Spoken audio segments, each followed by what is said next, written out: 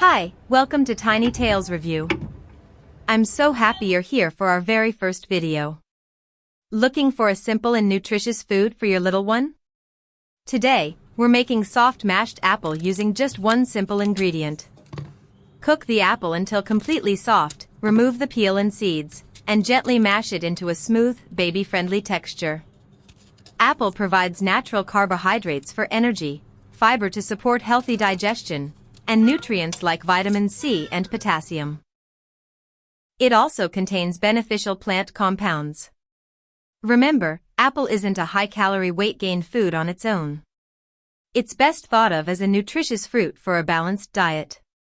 To make the meal more energy-dense, you can pair apple with age-appropriate foods like oats, full-fat plain yogurt, or a smooth nut or seed butter that your baby has already safely tried. And that's it. It's soft, naturally sweet, simple, and nutritious.